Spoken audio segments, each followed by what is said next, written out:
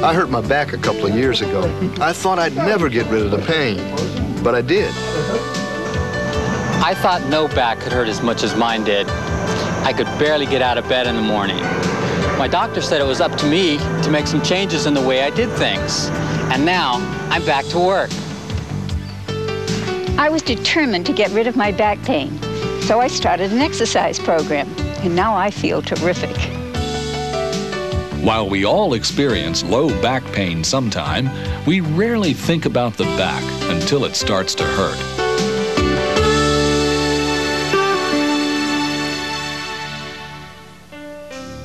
The back is a marvel of mechanical engineering. The central structure is the curved spine, made up of 24 bones called vertebra that run from the base of the skull to the buttocks. Between each vertebra is a disc with a tough, fibrous outer layer and elastic tissue surrounding a soft, jelly-like material at the center. Discs act as both shock absorbers and ball bearings, allowing individual vertebrae to work with the one above it and below it, permitting the spine to bend, stretch, and rotate. Close to the discs are nerves that exit through openings between the vertebrae. These nerves branch off the spinal cord to other parts of the body. The spine is held in place by a series of ligaments and a group of muscles that hold it in a long S-shaped curve, keeping the body in a balanced position. In a normal, healthy back, everything works well together. But when they don't, pain can result. Mr. Barunda, what brings you in to see me today? Well, I've had a dull pain in my lower back for quite some time, and it really started to hurt last week. Did you do anything in particular that might have set it off? Did you lift something heavy? Were you in a car accident? Anything you can think of? No. Is the pain just in your back, or does it go down your legs? Just in my lower back. Okay. Do you have any numbness or tingling? Do you have any weakness in your legs? Anything like that? No. Your doctor will perform a complete medical evaluation, which will include a medical history, questions about the source and location of your low back pain, and possibly x-rays and laboratory tests to provide additional information. In rare cases, back pain is caused by what is often called a slipped disc.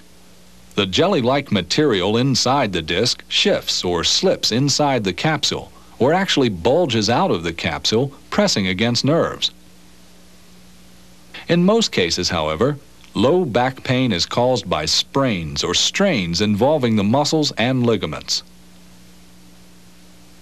Pain may be felt at the site of the injury, or you may feel pain related to the injury in a leg.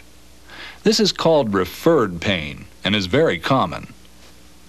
Depending on the cause of your back pain, your doctor may prescribe medication or other therapies to help relieve the discomfort. You may also be referred to a physical therapist or other back specialist. A physical therapist can help you overcome your current back pain and teach you how to prevent future problems. We need to balance your muscles to improve your posture so that we can relieve the strain on your back. What is good posture? Good posture is standing, sitting, and moving, keeping the spine's natural curves balanced and in alignment in whatever you do. And here's where this muscle balance is so, so important.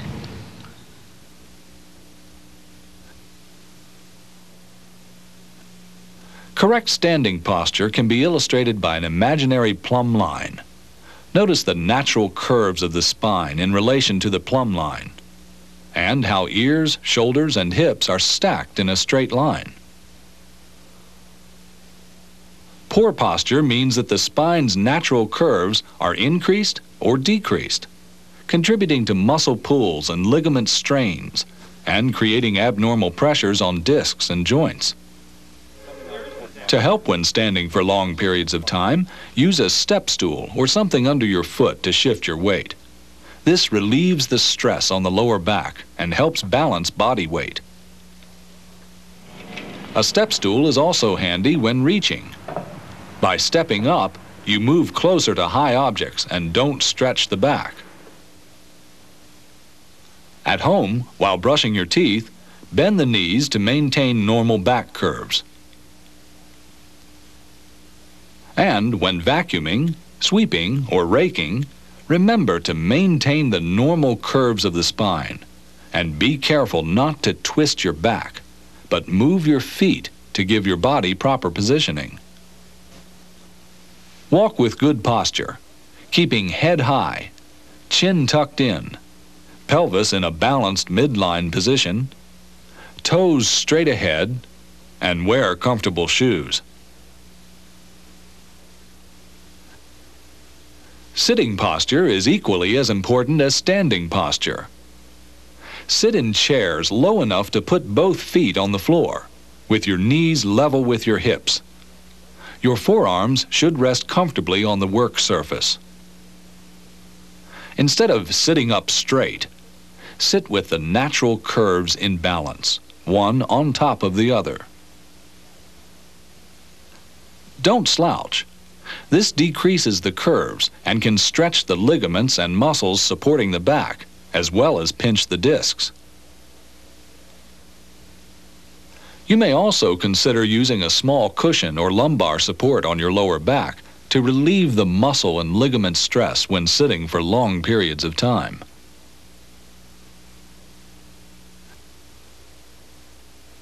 The correct driving position is one that maintains the natural curves of the spine. Get into the car by sitting on the side of the seat and put one leg at a time into the car. Make sure the backrest is upright. Move the car seat to keep knees bent and level with your hips. You may want to put a small cushion behind your back to help maintain the curve of your lower back. When exiting a vehicle, swing one leg at a time onto the ground and stand up.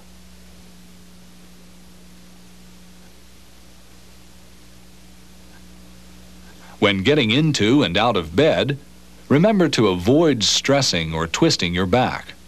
Even while sleeping, your back needs support. Use a firm mattress and sleep on your side with your knees bent to keep your spine in balance. A too soft mattress can make your back droop and sag and can cause back strain. Use a feather pillow to support your head and neck. If you sleep lying on your back, put a pillow under your knees to relieve stress on your lower back. If you sleep on your stomach, use a pillow under your hips and abdomen to avoid back strain.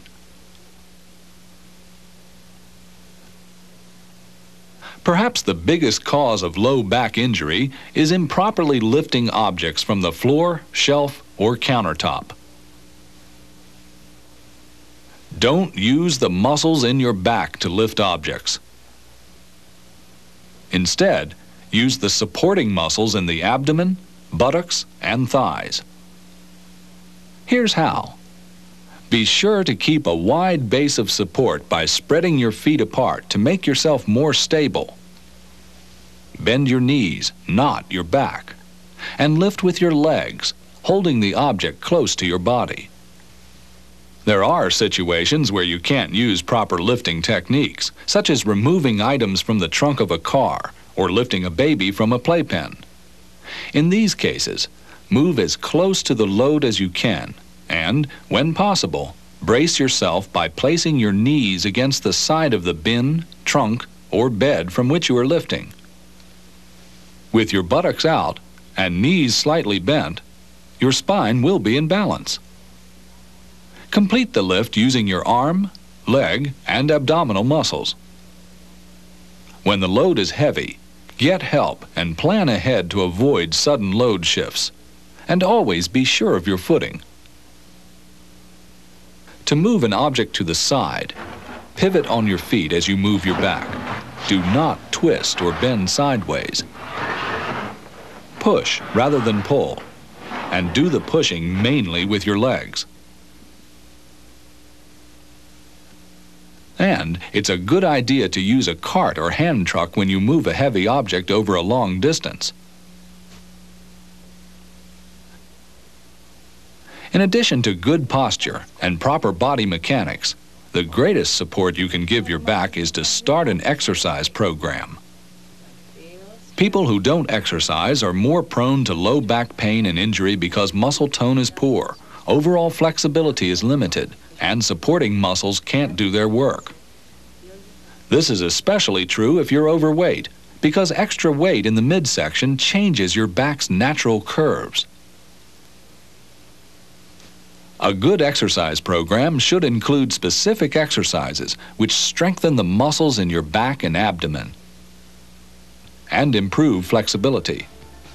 Gradually, as you progress with your corrective program, you may want to include aerobic exercise, such as walking or cycling. Aerobic exercise will improve your overall fitness and help you to lose weight. The key is you. With the knowledge and determination to strengthen and protect your back, you can return to a normal, active lifestyle, free from back pain.